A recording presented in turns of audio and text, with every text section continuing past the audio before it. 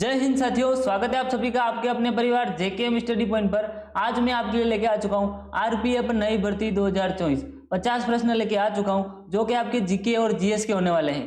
सभी का बहुत कमेंट आ रहा है सर जी कि जीएस पढ़ाओ जीके पढ़ाओ, तो आपके लिए क्या लेके आ चुका हूँ 50 जीके और जीएस का पूरे के पूरे पेपर लेके आ चुका हूँ, जिसमें आपके पेपर में भी आपके 50 प्रश्न आएंगे जीके और जीएस से, 35 प्रश्न आएंगे गणित से, 35 प्रश्न आएंगे रीजनिंग से। टोटल आपके 120 प्रश्न आएंगे। उनको करने के लिए कितना समय मिलेगा? 90 मिनट मिलेगा। कितने मिलेंगे? खाली और खाली 90 मिनट मिलेंगे। तो अभी आपको बहुत ही ज्यादा प्रैक्टिस करने की आवश्यकता है। यदि अभी आप बहुत अच्छे से पढ़ाई करोगे तो वर्दी होगी आपके सीने पर, बिल्कुल आपके वर्दी आपके सीने पर होने वाली है। और रोजाना क्लास का अपडेट पाने के लिए आज ही व्हाट्सएप ग्रुप में जुड़ जाना है, क्योंकि सभी क्लासों का लिंक आपको व्हाट्सएप ग्रुप में मिल जाता है। जो व्हाट्सएप ग्रुप से नहीं जुड़ सकता है वो आपके टेलीग्राम ग्रुप से जुड़ सकता है या फिर व्हाट्सएप ग्रुप से तो जुड़ना ही है। ज्यादा टाइम पास ना करते हुए फर्स्ट क्वेश्चन की ओर चलेंगे कि कहते हैं कि जब आंखों में अरमान लिया, मंजिल को अपना मान लिया, अब मुश्किल क्या आसान क्या अब ठान लिया तो ठान लिया। फर्स्ट क्वेश्चन आ चुका है, ब्रह्मांड के अध्ययन को क्या कहा जाता है? ज्योतिष शास्त्र, खगोल शास्त्र या फिर भूगोल विद्या या फिर ब्रह्मांड विज्ञान कहा जाता है। यहाँ पर सभी का करेक्ट आंसर आना चाहिए कि आपके ब्रह्मांड का जो अध्ययन किया जाता है उसको क्या कहा जाता है? ज्योतिष शास्त्र कहा जाता है। सर जी ज्योतिष शास्त्र क्या होता है? ज्योतिष शास्त्र में क्या होता है? आपके 12 नक्षत्र क्या है? 12 राशियां, 12 राशियां हैं आपके, और आपके 9 ग्रह, आपके ग्रह और नक्षत्रों का जिसमें अध्ययन किया जाता है। 9 ग्रह, 12 राशियों, इन सभी की स्थितियों का और जो काल का आपके जिसमें अध्ययन किया जाता है उसको क्या कहा जाता है? ज्योतिष शास्त्र कहा जाता है। और आपके देख लेते हैं खगोल विद्या। खगोल विद्या में किसका अध्ययन किया जाता है? आपके पृथ्वी। खगोल विद्या में किसका? पृथ्वी के वायुमंडल, पृथ्वी का वायुमंडल और आपके उसके आंतरिक भाग में होने वाली हलचल जो भी होती है, पृथ्वी के बारे में जो भी जानकारी प्राप्त की जाती है उसे खगोल विज्ञान कहा जाता है। और आपके ब्रह्मांड के बारे में जानकारी के लिए किसका उपयोग किया जाता है? आपके ब्रह्मांड विज्ञान हो जाएगा। ऑप्शन नंबर डी एकदम करेक्ट आंसर हो जाएगा, डी को लोग कर देंगे। भूगोल विज्ञान और खगोल विज्ञान लगभग एक जैसे होते हैं, लेकिन पूरा सेम नहीं होते हैं, लेकिन लगभग एक जैसे होते हैं। यहाँ पर करेक्ट आंसर कौन सा हो जाएगा? ऑप्शन नंबर डी एकदम करेक्ट आंसर हो जाएगा। चलेंगे नेक्स्ट क्वेश्चन की ओर। अवपरमाणु का कण प्रोटॉन, सब एटॉमिक आपके पार्टिकल प्रोटॉन की खोज किसने की थी? आपके अर्नेस्ट रदरफोर्ड ने, जेम्स चैडविक ने, निल्स बोर ने, जे थॉमसन ने। यहाँ पर सभी का करेक्ट आंसर आना चाहिए कि आपके जो परमाणु में आपके होता है प्रोटॉन। क्या होता है? परमाणु। जैसे कि आपके ये हो गया परमाणु हो गया, यहाँ पर क्या है? यहाँ बीच में एक क्या हो गया? प्लस का निशान होता है। बाकी क्या होते हैं? एक माइनस के इलेक्ट्रॉन होते हैं, ये माइनस के इलेक्ट्रॉन होते हैं। प्लस में जो बीच में जो प्लस का निशान होता है उसे क्या कहते हैं? आपके प्रोटॉन कहते हैं। और इसकी खोज आपके किसने की थी? अर्नेस्ट रदरफोर्ड ने की थी, जिसने क्या किया था? आपके सोने की पन्नी वाला परीक्षण किया था। 10वीं क्लास में आपने पढ़ा था, सोने की पन्नी पर जो आपके परीक्षण किया था अर्नेस्ट रदरफोर्ड ने, उसी से उसने किसकी खोज की थी? आपके प्रोटॉन या नाभिक की खोज की थी। ऑप्शन नंबर ए एकदम करेक्ट आंसर हो जाएगा, ए को लोग कर देंगे। चलेंगे नेक्स्ट क्वेश्चन की ओर। निम्नलिखित में से कौन सी दक्षिण भारतीय सबसे लंबी नदी है? कावेरी नदी, गोदावरी नदी, नर्मदा नदी या कृष्णा नदी? यहाँ पर बताना है आपको कि सबसे दक्षिण भारत, उत्तर भारत की नहीं पूछा है, पूरे भारत की नहीं पूछा है, दक्षिण भारत की सबसे लंबी नदी बतानी है आपको। यहाँ पर सभी का करेक्ट आंसर आना चाहिए। सभी का एकदम करेक्ट आंसर आ रहा है सर जी, बी एकदम करेक्ट आंसर हो जाएगा। गोदावरी नदी हो जाएगा आपके दक्षिण भारत की सबसे लंबी नदी हो जाएगी, जो लगभग आपके कितने किलोमीटर लंबी है? 1465 किलोमीटर। कितने? 1465 किलोमीटर लंबी नदी है, जो आपके दूरी तय करती है। और आपके दक्षिण भारत की सबसे बड़ी प्रायद्वीपीय नदी है। क्या बोल सकते हैं इसको? प्रायद्वीपीय नदी है। और ये आपके कहाँ जाकर गिरती है? ये आपके गिरती है बंगाल की खाड़ी में। बंगाल की खाड़ी में जाकर ये समुद्र में विलय हो जाती है। ये पूछ सकते हैं, इसका उद्गम पूछ सकते हैं, ये कहाँ जाकर आपके समुद्र में मिलती है? बंगाल की खाड़ी में मिलती है। फिर आपके 1456 किलोमीटर इसकी लंबाई हो जाएगी। 1456 नहीं, 1465। क्या है? 1456 नहीं हो जाएगा, 1465 हो जाएगा। थोड़ा मिसअंडरस्टैंडिंग हो गया। यहाँ पर करेक्ट आंसर कौन सा हो रहा है? सभी का एकदम बी ना, एकदम करेक्ट आंसर हो रहा है, बी को लोग कर देंगे। चलेंगे नेक्स्ट क्वेश्चन की ओर।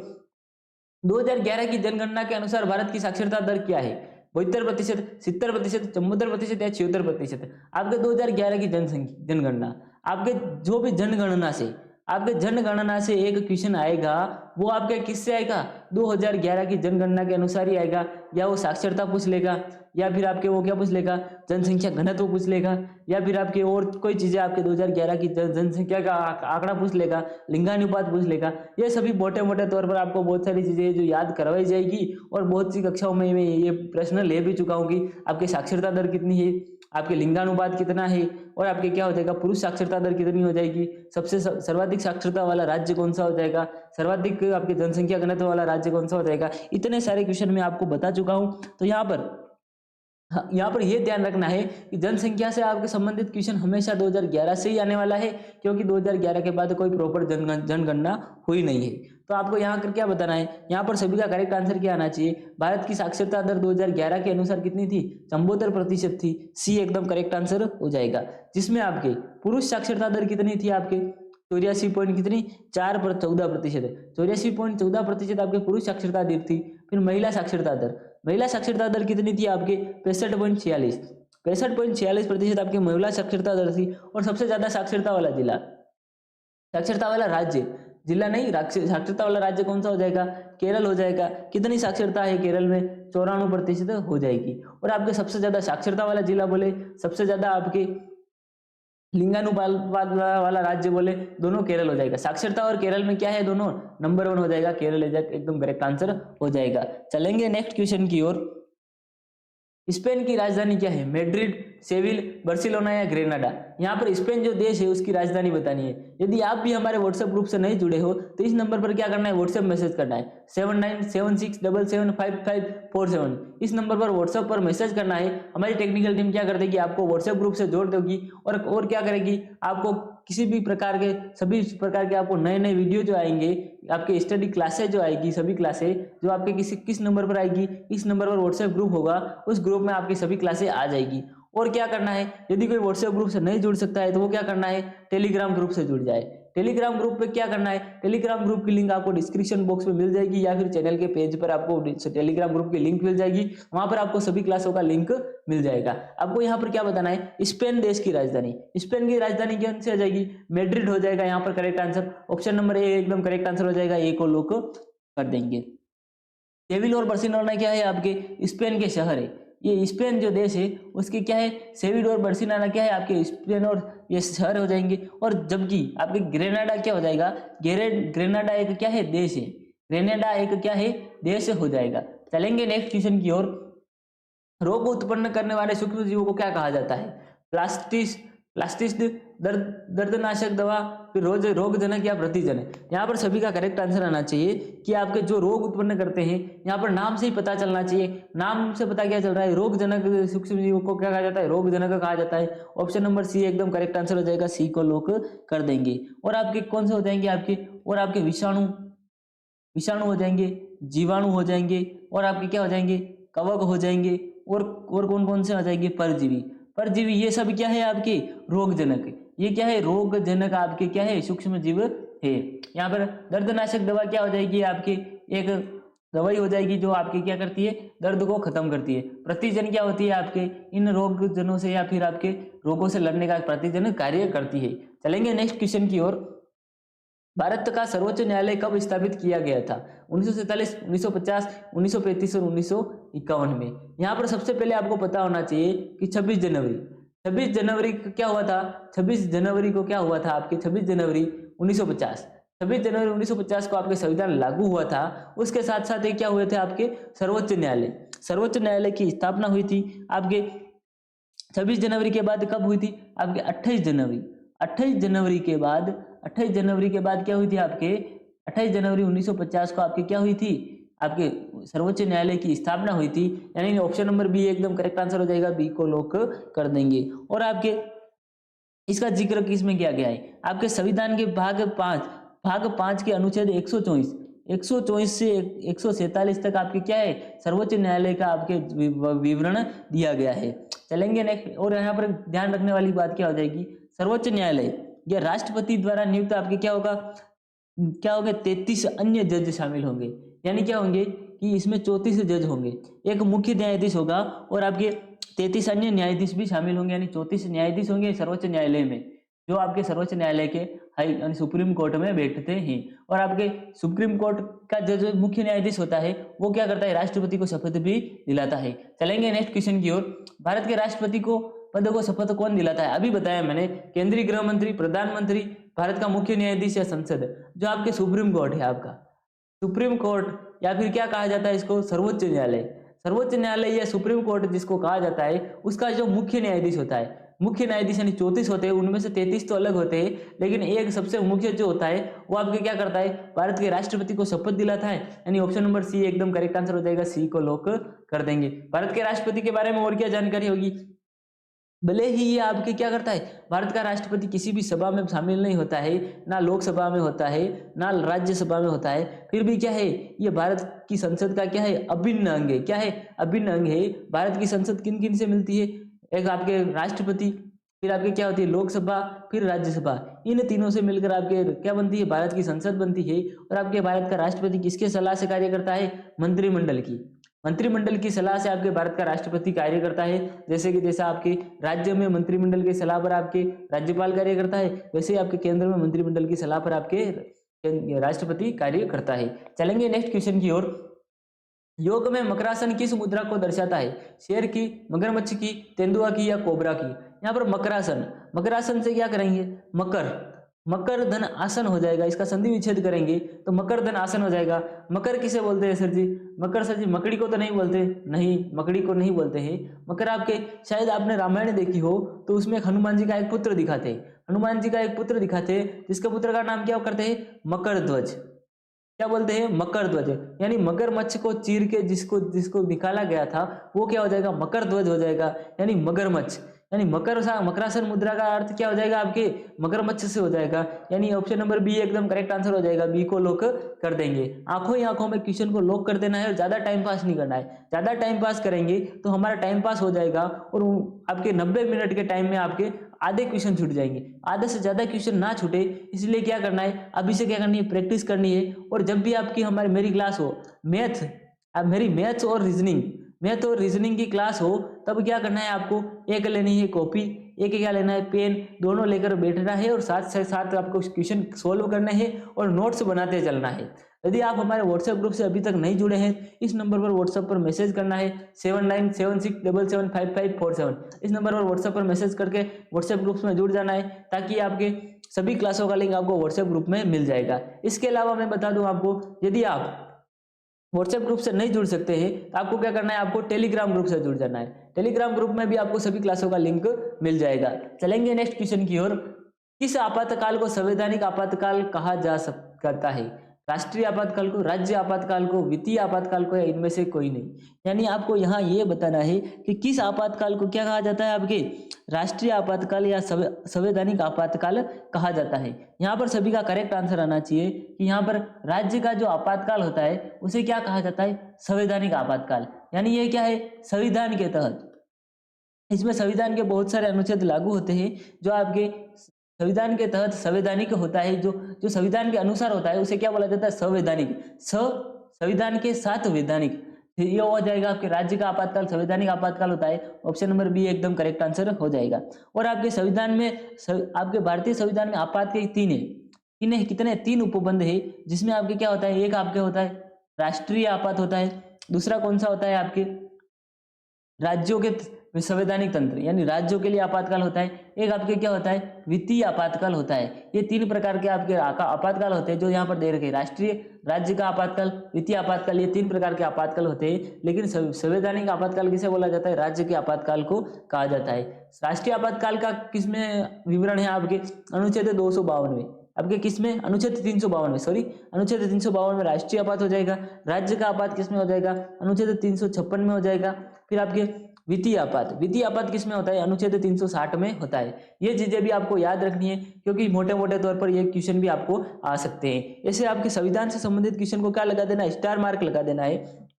ये आपके ओल्ड पेपर में यानी पुराने पेपर से उठाए गए क्वेश्चन है, तो ये आपके बहुत ही ज़्यादा चांस है कि इनसे संबंधित क्वेश्चन आए। हूबहू ऐसे के ऐसे क्वेश्चन तो नहीं बोल सकते, लेकिन हूबहू ऐसे क्वेश्चन पूछे जा सकते हैं। जैसे कि आपको इस बार क्या पूछा था, संवैधानिक आपात पूछा था, फिर आपको राष्ट्रीय आपात के बारे में पूछ ले, या फिर वित्तीय आपात कौन से अनुच्छेद में आता है वो पूछ ले, ये आपको पूछ सकते हैं। चलेंगे नेक्स्ट क्वेश्चन की ओर।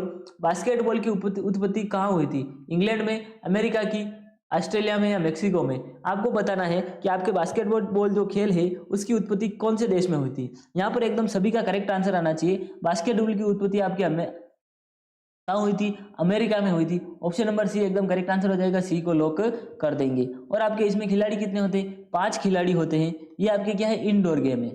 जैसे कि आपका कबड्डी होता है कि मेट पर खेला जाता है, कबड्डी किस पर खेला जाता है? आपके मेट पर खेला जाता है, 7-7 खिलाड़ी होते हैं। इसी तरह इसमें कितने होते हैं? 5-5 खिलाड़ी होती है, और ये मेट पर खेला जाता है, जाली बांधकर इंडोर स्टेडियम में खेला जाता है। यानी पूरा का पूरा पेक स्टेडियम होता है, उसे बोला जाता है इंडोर स्टेडियम कहा जाता है। यानी अब यहाँ पर कौन सा सही हो जाएगा? ऑप्शन नंबर सी एकदम करेक्ट आंसर हो जाएगा, सी को लॉक कर देंगे। चलेंगे नेक्स्ट क्वेश्चन की ओर। किसी वस्तु की गतिज ऊर्जा और स्थितिक ऊर्जा का योग कहलाता है? कुल रासायनिक ऊर्जा, कुल यांत्रिक ऊर्जा, कुल गुरुत्वाकर्षीय ऊर्जा या कुल नाभिकीय ऊर्जा? किसी वस्तु की क्या होती है? गतिज ऊर्जा। यानी कोई वस्तु यहाँ से यहाँ तक गई, क्या कर रही है? गति कर रही है, उसमें क्या होगी? गतिज ऊर्जा होगी। ये सीधी सीधी बात है। और आपकी स्थितिज ऊर्जा, स्थितिज ऊर्जा कौन सी होती है? किसी वस्तु की स्थान के सापेक्ष, स्थिति के सापेक्ष ऊर्जा। यानी किसी वस्तु ये है, इसमें कोई सी ऊर्जा है, तो वो हो जाएगी आपकी स्थिति की ऊर्जा हो जाएगी। वो आपके उसका कुल वो कौन सा हो जाएगा? कुल यांत्रिक ऊर्जा। आपके क्या होती है? दोनों को मिलाकर क्या कौन सी बन जाती है? आपकी यांत्रिक ऊर्जा बन जाती है। यानी करेक्ट आंसर कौन सा हो जाएगा? ऑप्शन नंबर बी एकदम करेक्ट आंसर हो जाएगा, बी को लॉक कर देंगे। जो रासायनों से उत्पन्न ऊर्जा को क्या बोला जाता है? रासायनिक ऊर्जा बोला जाता है। गुरुत्वाकर्षीय ऊर्जा कौन सी हो जाएगी? यदि वस्तु ऊपर से नीचे आ रही है तो उस पर कौन सी ऊर्जा लग रही है? गुरुत्वाकर्षीय ऊर्जा हो जाएगी। नाभिकीय ऊर्जा कौन सी होती है? जो आपके नाभिकीय विखंडन होते हैं। नाभिकीय विखंडन कौन से होते हैं? जैसे कि परमाणु भट्टी है, परमाणु भट्टी में जो विखंडन हो रहे हैं, जो जिससे ऊर्जा प्राप्त होती है, उसे क्या बोला जाता है? नाभिकीय ऊर्जा बोला जाता है। चलेंगे नेक्स्ट क्वेश्चन की ओर। बहिष्कृत हितकारिणी सभा की स्थापना किसने की थी? महात्मा गांधी ने की थी, मोतीलाल नेहरू ने की थी, ज्योतिबा फुले ने की थी, या डॉक्टर बी.आर. अम्बेडकर ने की थी? आपके बहिष्कृत हितकारिणी सभा, बहिष्कृत कौन सा होता है? समाज का वो भाग, समाज का वो भाग जो क्या मुख्य धारा से बहिष्कृत होता है। यानी जिनके साथ क्या किया जाता है? भेदभाव किया जाता है। जिनको क्या कर दिया गया है? मुख्य धारा ने क्या कर दिया है? आपके बहिष्कृत कर दिया है, उनको अलग थलग कर दिया है। उनके लिए हितकारिणी, उनके हित में क्या की गई? सभा आयोजित की गई, या फिर उनकी सभा की स्थापना की गई थी। वो आपके कौन कर सकते हैं? आपके जिन्होंने संविधान के निर्माण किया था, संविधान निर्माण में सबसे प्रमुख भूमिका निभाई थी, वो आपके हो जाएंगे डॉक्टर भीमराव अम्बेडकर हो जाएंगे। जिन्होंने क्या किया था? दलित जो व्यक्ति थे उनके लिए क्या की गई? शिक्षा और संस्कृति, शिक्षा और संस्कृति जुड़ने के लिए उनके लिए क्या किया गया था? बहुत ही प्रयास किए शिक्षा और संस्कृति से जोड़ने के लिए। और उनके लिए क्या किया गया था? एक सिद्धांत स्थापित किया गया था। क्या सिद्धांत स्थापित किया गया था? आपके शिक्षित रहो। क्या सिद्धांत क्या था?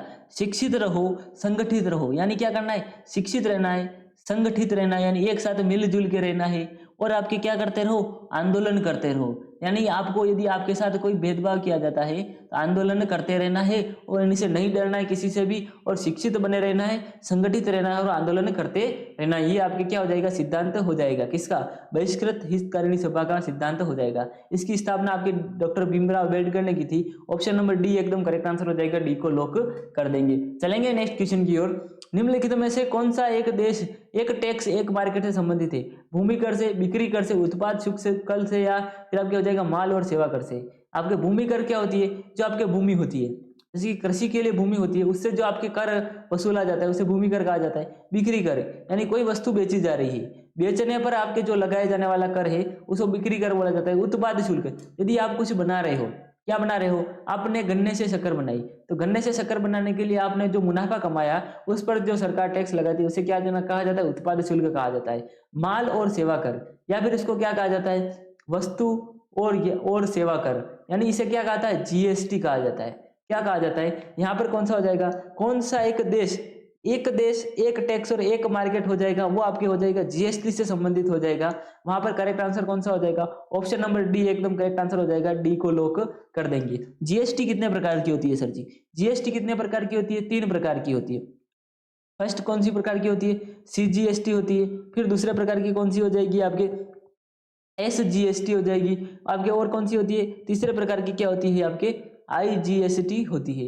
ये आपके 3 प्रकार की GST होती है, जिसकी फुल फॉर्म आपको कमेंट में बताना है सर जी इसका फुल फॉर्म ये पूरा होता है, ये मेरे को आप सभी कमेंट में बताओगे। ज़्यादा टाइम पास ना करते हुए आंखों ही आंखों में ऑप्शन नंबर डी को लॉक कर देंगे। डी को लॉक कर दिया, फिर क्या करेंगे, आगे चलते चलेंगे और रुकना नहीं है, ज़्यादा टाइम पास नहीं करना है। आपके 2011 की जनगणना के अनुसार आपके किस राज्य का जनसंख्या घनत्व सबसे अधिक है। मैंने क्या बताया आपको कि आपके यदि दो जनसंख्या से संबंधित पूछना, जनसंख्या से संबंधित क्वेश्चन आएंगे तो 100% आपके 2011 के से ही आएंगे, क्योंकि अभी तक कोई निश्चित प्रकार से कोई जनसंख्या गणना नहीं हुई है, जनगणना नहीं हुई है। जनसंख्या घनत्व सबसे अधिक है, यानी प्रति किलोमीटर व्यक्ति बिहार में है, पश्चिम बंगाल में, राजस्थान में है या फिर उत्तर प्रदेश में हो जाएंगे। राजस्थान में तो हो ही नहीं सकते क्योंकि राजस्थान बहुत बड़ा स्टेट है, लेकिन उसमें जनसंख्या कम है। लेकिन सबसे ज्यादा जनसंख्या घनत्व यानी प्रति किलोमीटर सबसे ज्यादा रहने वाले व्यक्ति कहाँ हो जाएंगे, बिहार में हो जाएंगे। ऑप्शन नंबर ए एकदम करेक्ट आंसर हो जाएगा, ए को लॉक कर देंगे। और आपके बिहार में कितने व्यक्ति रहते हैं, 1106 व्यक्ति। कितने, 1106 व्यक्ति प्रति किलोमीटर, प्रति किमी कितने व्यक्ति रहते हैं, 1106 व्यक्ति प्रति किलोमीटर रहते हैं। इसके बाद किसमें रहते हैं, आपके पश्चिम बंगाल में रहते हैं, कितने रहते हैं, 1028 व्यक्ति, 1028 व्यक्ति प्रति किलोमीटर में रहते हैं। उसके बाद कौन सा हो जाएगा, आपके केरल हो जाएगा। केरल में कितने रहते हैं, 860 व्यक्ति प्रति किलोमीटर ये आपके रहते हैं। और सबसे कम कौन सा हो जाएगा, आपके अरुणाचल प्रदेश। अरुणाचल प्रदेश में सबसे कम व्यक्ति रहते हैं, 17 व्यक्ति प्रति किलोमीटर, प्रति वर्ग किलोमीटर, सॉरी वर्ग किलोमीटर आएगा। यानी कि आपके 1 किलोमीटर इधर, 1 किलोमीटर इधर, 1 किलोमीटर इधर, 1 किलोमीटर इधर, इस क्षेत्र में आपके जितने व्यक्ति रहते हैं, एक एक एक और एक, ये आपके वर्ग किलोमीटर हो गया। तो इसमें जितने व्यक्ति रहते हैं वो आपके बताने हैं। यानी बिहार में कितने रहते हैं, 1 किलोमीटर क्षेत्र, वर्ग किलोमीटर क्षेत्र में 1106 व्यक्ति रहते हैं। केरल में कितने रहते हैं, 860 रहते हैं। पश्चिम बंगाल में कितने रहते हैं, 1128 रहते हैं। या फिर ये आंकड़े अब आपकी नई जनगणना के अनुसार चेंज भी हो सकते हैं, तो वो आपकी नई जनगणना आएगी उसके हिसाब से आपको अपडेट होता रहना है। लेकिन अभी आपके क्वेश्चन 2011 से ही आने के बहुत ही ज्यादा चांस है। चलेंगे नेक्स्ट क्वेश्चन की ओर कि आपके निम्नलिखित में से कौन सा सबसे कमजोर विद्युत चालक है। बेकेलाइट है, पीतल है, हीरा है या फिर तरल हीलियम हो जाएगा। आपके विद्युत चालक क्या होता है सर जी, जिससे क्या होती है आपके, जिससे क्या होती है, विद्युत प्रवाहित होती है। क्या होती है, विद्युत प्रवाहित हो जाती है, जिससे आपके जैसे कि लोहा हो जाता है। लोहे का यदि यहाँ पर यदि एक साइड में क्या किया, विद्युत जिसमें विद्युत आ रही है उस तार को जोड़ा, बीच में क्या जोड़ दिया, लोहा जोड़ दिया, इधर क्या जोड़ दिया, बल्ब जोड़ दिया आपकी, तो आपके बल्ब जल जाएगा। लेकिन कौन सी ऐसी चीज हो जाएगी जिसको बीच में जोड़ने से आपके क्या होगा, कि आपके बल्ब नहीं जलेगा या फिर आपके विद्युत रोधी हो जाएगा। यानी बेकेलाइट एक क्या है, प्लास्टिक जैसा चीज है। क्या है, प्लास्टिक जैसी चीज है जो क्या होता है, विद्युत का रोधी होता है। विद्युत क्या होती है, विद्युत रोधी होता है, जिसमें आपके सबसे कमजोर चालक हो जाएगा, विद्युत चालक हो जाएगा। ऑप्शन नंबर ए एकदम करेक्ट आंसर हो जाएगा, ए को लॉक कर देंगे। पीतल भी विद्युत चालक होता है, हीरा भी होता है, तरल हीलियम भी आपके विद्युत चालक होता है। चलेंगे नेक्स्ट क्वेश्चन की ओर कि आपका नेक्स्ट क्वेश्चन आ चुका है, गौतम बुद्ध का पुत्र निम्नलिखित में से कौन सा था। उपगुप्त, उपाली, राहुल या आनंद। यहाँ पर आपको सभी को बताना है जो आपके गौतम बुद्ध थे, गौतम बुद्ध जो थे जिन्होंने क्या किया था, इनको सबसे सर्वश्रेष्ठ माना जाता है। बौद्ध धर्म में इनको सबसे ज्यादा माना जाता है गौतम बुद्ध को। इनके पुत्र का क्या नाम था, इनके पुत्र का क्या नाम था आपके, यहाँ पर करेक्ट आंसर सभी का आ रहा है, राहुल हो जाएगा। सी एकदम करेक्ट आंसर हो जाएगा, सी को लॉक कर देंगे। आपकी और ध्यान में रखने वाली बात क्या हो जाएगी, 563 ईस्वी में, 563 ईस्वी में क्या हुआ था, गौतम बुद्ध का जन्म हुआ था। और क्या याद रखना है, इनका 16 वर्ष में इनका विवाह हुआ था, 16 वर्ष में इनका विवाह हुआ था, ये विवाह हो गया 16 वर्ष में। और क्या हो गया, इन्होंने कितने वर्ष में आपके ग्रह त्याग कर दिया, 29 वर्ष में। कब, 29 वर्ष की आयु में क्या कर दिया, ग्रह त्याग कर दिया। और इसको क्या कहा जाता है, ग्रह त्यागने के क्या कहा जाता है, महाभिनिष्क्रमण। क्या कहा जाता है, महाभिनिष्क्रमण। क्या कहा जाता है, महाभिनिष्क्रमण कहा जाता है। ये आपके स्टार लगाने वाली बात हो गई। गौतम बुद्ध ने जब घर त्यागा था उसे क्या कहा जाता है, महाभिनिष्क्रमण कहा जाता है। और आपके इनको कब हुआ था, एक बोधि वृक्ष था, बोधि वृक्ष के नीचे इनको क्या हुआ था, ज्ञान प्राप्त हुआ था। ये भी आपको याद रखना है। यहाँ पर करेक्ट आंसर कौन सा हो जाएगा, सी एकदम करेक्ट आंसर हो जाएगा, सी को लॉक कर देंगे। चलेंगे नेक्स्ट क्वेश्चन की ओर। आपके दल बदल विरोधी कानून के आधार पर राज्यसभा के मामले में अयोग्यता निर्णय कौन करता है। विपक्ष का नेता, राष्ट्रपति, स्पीकर करता है या फिर आपके अध्यक्ष करता है। यहाँ पर दल बदल, सर जी दल बदल क्या होता है, माना कि आपकी बीजेपी है, वैसे मुझे बताना नहीं चाहिए पर बता रहा हूँ। आपकी एक है क्या है, कांग्रेस है। माना कि आपकी क्या है 200 सीटें हैं, क्या है राजस्थान में कितनी सीटें हैं 200 सीटें, आपके लोग विधानसभा क्षेत्र की कितनी सीटें हैं 200 सीटें हैं। यदि बीजेपी को आपके अभी अभी मिली थी आपके लगभग 110 सीटें बीजेपी को मिली, आपके फिर कितनी मिली, कांग्रेस को कितनी मिली 70 सीटें मिली। तो यहाँ पर यदि ऐसा हो कि बीजेपी की सरकार बन रही है और कांग्रेस के कुछ नेता, या फिर आपके ऐसा हो कि यहाँ पर 100 इसको मिली हो और 100 आपके किसको मिली, कांग्रेस को मिली। यहाँ पर ऐसा हो कि बीजेपी के कुछ नेता पैसे के लालच में क्या करे, पैसे के लालच में या फिर आपके क्या करे पद के लालच में, या ऐसा सोचे कि हमें क्या बना देंगे, मंत्री बना देंगे, मुख्यमंत्री बना देंगे, तो ये क्या करे, एक नेता दो नेता क्या करे, दल बदल करे इधर चले जाए। यहाँ क्या हो जाएंगे 102 हो जाएंगे, यहाँ पर कितने हो जाएंगे 96 हो जाएंगे, तो कांग्रेस की सरकार बन जाएगी। ऐसे सरकार बनाने के लिए जो आपके दल बदल लेते हैं, क्या कर लेते हैं, दल को बदल लेते हैं, यानी अपनी पार्टी को छोड़कर दूसरी पार्टी में शामिल हो जाते हैं। ऐसा नेता को क्या कहा जाता है, दल बदल विरोध कानून। उनके लिए क्या बनाया गया है, दल बदल विरोध कानून, यानी कि कोई भी ऐसा ना करे और किसी भी पार्टी की गवर्नमेंट ना गिरे। यहाँ पर एक कानून ये होता है कि यदि कोई व्यक्ति दल बदल का दोषी पाया जाता है तो उसे कोई भी मंत्री पद नहीं दिया जा सकता। क्या नहीं बनाया जा सकता, मंत्री नहीं बनाया जा सकता, मुख्यमंत्री नहीं बना सकते, राज्य मंत्री नहीं बना सकते, गृह मंत्री नहीं बना सकते, कोई भी मंत्री पद नहीं दे सकते। सिर्फ वो क्या बना रहेगा, आपके विधायक बना रहेगा। क्या बना रह सकता है, विधायक बना रह सकता है, लेकिन मंत्री पद नहीं मिलेगा उसको।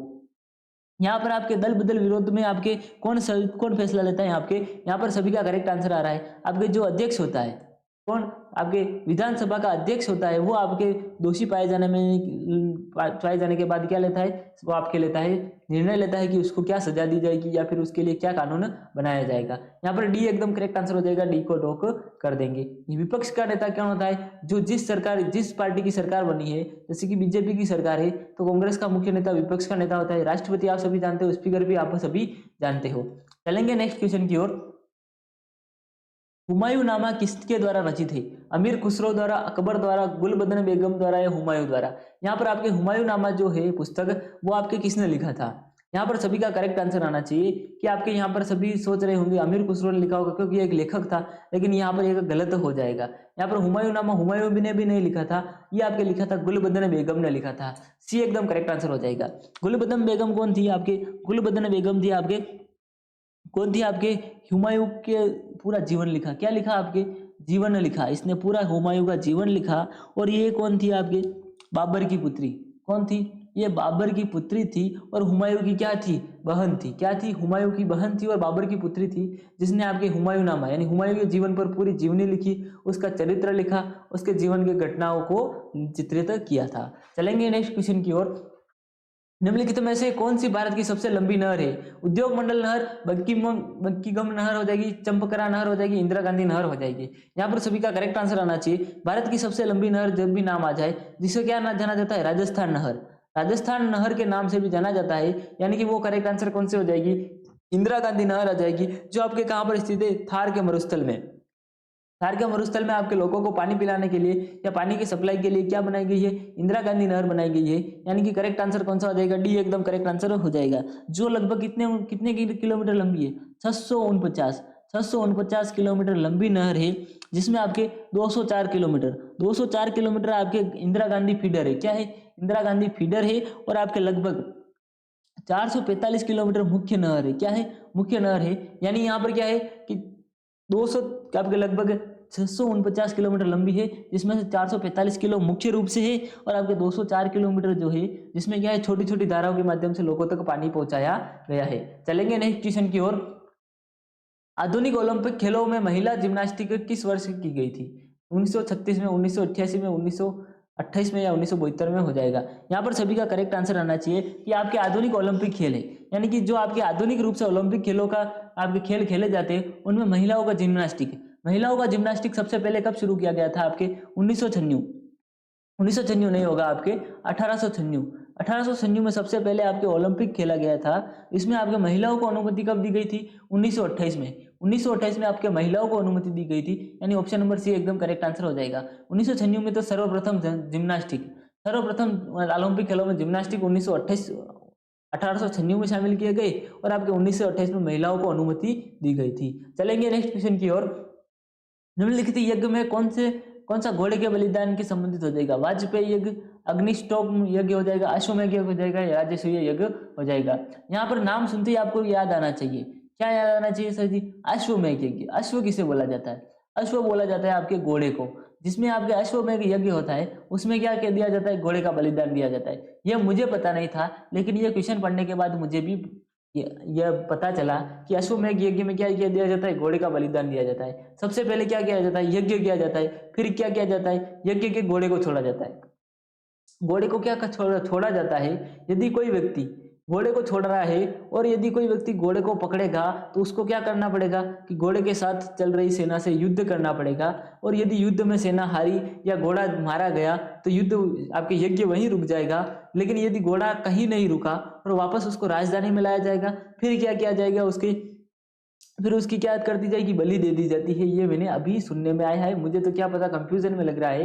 यहाँ पर मैंने सुना था कि घोड़े को खाली छोड़ा जाता है, बलि दी जाती है। ये तो मैंने पहली बार सुन रहा हूँ। चलेंगे नेक्स्ट क्वेश्चन की ओर। राष्ट्रपति द्वारा तैयार किया गया अध्यादेश है मंत्रिपरिषद की सलाह पर आधारित, राष्ट्रपति की विवेकाधीन शक्ति पर, राष्ट्रपति की विधायी शक्ति पर, या फिर राष्ट्रपति की न्यायिक शक्ति पर। आपके राष्ट्रपति जो भी आपके क्या करता है? अध्यादेश देता है। राष्ट्रपति जो आदेश देता है या फिर कुछ भी आपके कार्य करने के लिए राष्ट्रपति आदेश देता है तो वो कैसे देता है? वो आपके देता है मंत्रिपरिषद। राष्ट्रपति जो भी आदेश देता है वो क्या करता है? मंत्रिपरिषद या मंत्रिमंडल की सलाह से जो भी कार्य करेगा मंत्रिमंडल की सलाह से करेगा। वो आपके कौन सा करेक्ट आंसर हो जाएगा? ऑप्शन नंबर ए एकदम करेक्ट आंसर हो जाएगा। जब आपके मंत्रिपरिषद की भी आपके मीटिंग नहीं चल रही हो, आपके सदन की सभा नहीं चल रही हो, तो क्या करता है? स्वविवेक से भी आपके राष्ट्रपति आपके फैसले दे सकता है। लेकिन सबसे ज्यादा क्या हो जाएगा? करेक्ट आंसर कौन सा हो जाएगा? मंत्रिपरिषद की सलाह से आपके किया जाता है। विवेकाधीन शक्तियां बहुत ही क्या होती है? शून्य के बराबर होती है, बहुत ही कम होती है कि राष्ट्रपति अपने स्वयं विवेक से फैसले बहुत ही कम ले सकता है। जो भी फैसले लेगा वो क्या करेगा? वो मंत्रिपरिषद की सलाह से ही लेगा। करेक्ट आंसर कौन सा हो जाएगा? ऑप्शन नंबर ए को लॉक कर देंगे, ये एकदम करेक्ट आंसर हो जाएगा। चलेंगे नेक्स्ट क्वेश्चन की ओर। ध्वनि से गुजर नहीं सकती है, या फिर ग्रेनाइट से, अशुद्ध जल से, निर्वात से, या हीलियम गैस से। ध्वनि किसी से नहीं गुजर सकती? ग्रेनाइट में से नहीं गुजर सकती, अशुद्ध जल से, निर्वात से, या फिर हीलियम गैस से। ग्रेनाइट क्या होता है? आपके पत्थर होता है, जो क्या होता है? आपके फर्श बनाने के लिए काम आता है। फर्श के निर्माण में ग्रेनाइट पत्थर का उपयोग होता है। अशुद्ध जल क्या होता है? आपके वर्षा का पानी। वर्षा का पानी या जिसमें क्या होती है? अशुद्धि नहीं होती है। क्या नहीं होती है? अशुद्धि नहीं होती है, उसको क्या बोलते हैं? अशुद्ध जल बोलते हैं। निर्वात यानी क्या होती है? हवा नहीं होती है। हवा नहीं होती, जहां पर भी हवा नहीं होती उसे क्या कहा जाता है? निर्वात कहा जाता है। हीलियम गैस कौन सी आ जाएगी? आपके दूसरे नंबर की गैस है ये, हीलियम गैस हो जाती है, इसमें भी गैस आती है। लेकिन आपके निर्वात में कोई भी हवा नहीं होती है। लेकिन हवा को, आपके ध्वनि को चलने के लिए क्या चाहिए? हवा चाहिए, या फिर क्या चाहिए? माध्यम चाहिए होता है। माध्यम चाहिए होता है, माध्यम के कारण ही आपकी क्या चल सकती है? ध्वनि चल सकती है। तो यहाँ पर करेक्ट आंसर कौन सा हो जाएगा? निर्वात से आपके ध्वनि नहीं गुजर सकती। ऑप्शन नंबर सी एकदम करेक्ट आंसर हो जाएगा, सी को लॉक कर देंगे। चलेंगे नेक्स्ट क्वेश्चन की ओर। मोहनदास करमचंद गांधी का जन्म कहाँ हुआ था? कच्छ में, पोरबंदर में, भुज में, या फिर बनासकांठा में हुआ था? आपको सभी को याद होगा, बचपन में आपने पढ़ा होगा कि आपके 2 अक्टूबर, कब? 2 अक्टूबर 1869, 2 अक्टूबर 1869 को आपके गुजरात के पोरबंदर में आपके किसका जन्म हुआ था? मोहनदास करमचंद गांधी जी, या फिर आपके क्या बोलते हैं? आपके शॉर्ट में बोले तो गांधी जी का जन्म हुआ था, जिनके पिता का नाम क्या था? करमचंद था। माता का नाम क्या था? आपकी पुतलीबाई था। माता का नाम क्या हो जाएगा? पुतलीबाई था। ये क्या थे? इनको क्या बोला जाता है? राष्ट्रपिता संबोधित किया जाता है। आपके भारत के सभी रुपए के नोटों पर इनका फोटो बना हुआ है। इनके बारे में तो सभी जानकारी आपको याद होनी चाहिए, मुंह पर याद होनी चाहिए। आपके महापुरुषों से भी एक ना एक क्वेश्चन आएगा, भले आपके सरदार वल्लभ भाई पटेल से आए, भीमराव अंबेडकर से आए, महात्मा गांधी से आए, जवाहरलाल नेहरू से आए, या फिर आपके और किसी से भी क्वेश्चन आ सकता है। तो यहाँ पर क्या हो जाएगा? महात्मा गांधी का जन्म कहाँ हुआ था? गुजरात के पोरबंदर में हुआ था। 2 अक्टूबर 1869 को हुआ था। इसीलिए अपन क्या बनाते हैं? 2 अक्टूबर को हर वर्ष क्या मनाते हैं? गांधी जयंती। क्या मनाते हैं? 2 अक्टूबर को हर वर्ष गांधी जयंती मनाते हैं। पोरबंदर में इनका जन्म हुआ था। बी एकदम करेक्ट आंसर हो जाएगा, बी को लॉक कर देंगे। चलेंगे नेक्स्ट क्वेश्चन की ओर। अंतर्राज्यीय नदी जल विवाद अधिनियम किस अनुच्छेद के तहत आता है? अनुच्छेद 263, अनुच्छेद 262, अनुच्छेद 222, या फिर अनुच्छेद 280। जो आपके अंतर्राज्यीय, जैसे कि 2 राज्य है, क्या है? 2 राज्य है, जैसे कि ये नदी है, क्या कर रही है? ये नदी जा रही है, लेकिन इस साइड आपके क्या है? राजस्थान है। ये यहाँ पर कौन सा है? राजस्थान है। फिर इधर कौन सा आ गया? गुजरात आ गया। ये इधर राजस्थान है, इधर गुजरात आ गया, तो यहाँ से राजस्थान से होकर नदी गुजरात में जा रही है, तो यहाँ पर सबसे ज्यादा अधिकार किस, यानी कि यदि राजस्थान इधर ये चाहे कि नदी का रुख मोड़कर वापस राजस्थान में घुमा दे, तो या गुजरात वाले यहाँ पर क्या कर सकते हैं, या फिर इन पर क्या हो जाएगा, विवाद हो जाएगा। गुजरात वाले बोलेंगे कि जल पर हमारा अधिकार, राजस्थान वाले बोलेंगे हमारा अधिकार है, और राजस्थान वाले इधर मोड़ देंगे, गुजरात वाले वापस कोर्ट में केस करेंगे। इस पर आपके क्या, यानी कौन से अनुच्छेद के तहत आपके नदी जल विवाद आता है, या अंतरराष्ट्रीय नदी जल विवाद आता है। यहाँ पर ऑप्शन नंबर बी एकदम करेक्ट आंसर हो जाएगा। अनुच्छेद 262, अनुच्छेद 262 के तहत क्या आता है कि दो राज्यों के बीच में जो नदी का जल को लेकर विवाद होता है, उसका आपके कौन करता है, आपके संशोधन कौन करता है, आपके संसद करती है। कौन करती है, संसद द्वारा आपके इसका संशोधन किया जाता है कि कितना प्रतिशत जल ये राज्य यूज करेगा, कितना प्रतिशत जल ये राज्य यूज करेगा, यानी 50-50% दोनों यूज करेंगे, 60% इसका होगा, 40% इसका होगा। ये सभी चीजें आपके कौन तय करता है, संसद तय करता है। संसद के पास क्या होगा, अधिकार होगा कि अनुच्छेद 262 के तहत संसद के अधिकार होगा कि दो राज्यों के बीच जल का विवाद का निपटारा किया जा सके। चलेंगे नेक्स्ट क्वेश्चन की ओर। केगा परमाणु ऊर्जा संयंत्र किस राज्य में स्थित है, गुजरात में है, राजस्थान में है, कर्नाटक में या तेलंगाना में है। यहाँ पर राजस्थान की बात करें तो राजस्थान में कौन सा हो जाएगा, रावतभाटा। रावतभाटा परमाणु संयंत्र कहाँ हो जाएगा, चित्तौड़गढ़ में हो जाएगा। कहाँ हो जाएगा, चित्तौड़गढ़ में हो जाएगा, जो कि हमारा जिला है। कहाँ है, सरजी का जिला कौन सा है, चित्तौड़गढ़ हो जाएगा। महाराणा प्रताप की भूमि से हम कहाँ से, हम महाराणा प्रताप की भूमि से, चित्तौड़गढ़ से हम है, तो हमारे जिले में जो आपके सौर ऊर्जा से यानी परमाणु ऊर्जा संयंत्र है वो हमें पता है कि रावतभाटा चित्तौड़गढ़ में राजस्थान का एक परमाणु ऊर्जा संयंत्र स्थित है। लेकिन आपके केगा, जो केगा नाम दिया गया है, केगा आपके कहाँ स्थित हो जाएगा, केगा आपके स्थित हो जाएगा कर्नाटक राज्य में। कहाँ हो जाएगा, कर्नाटक का एकदम करेक्ट आंसर हो जाएगा। ऑप्शन नंबर सी को एकदम लॉक कर देंगे, सी एकदम करेक्ट आंसर हो जाएगा। कर्नाटक में कहाँ हो जाएगा, काली नदी, ये आपके काली नामक नदी है, उसके नदी के किनारे पर स्थित संयंत्र हो जाएगा, जिसमें क्या की जाती है, परमाणु से। परमाणु क्या होता है, जैसे कि नाभिकीय भट्टी होती है, उनमें परमाणु को विस्फोट करके क्या उत्पन्न की जाती है, विद्युत ऊर्जा उत्पन्न की जाती है, या फिर उसके ऊर्जा उत्पन्न होती है, उससे विद्युत उत्पन्न की जाती है, या फिर किसी और कार्य में उसका उपयोग किया जाता होगा। चलेंगे नेक्स्ट क्वेश्चन की ओर। अर्थशास्त्र से संबंधित भीषण मंदी क्या होता है, जीरो डिस्प्रेशन क्या होता है, किस वर्ष में शुरू हुआ था, 1951, 1929, 1947 या 1935 हो जाएगा। अर्थशास्त्र से संबंधित क्या हो जाएगा, भीषण मंदी।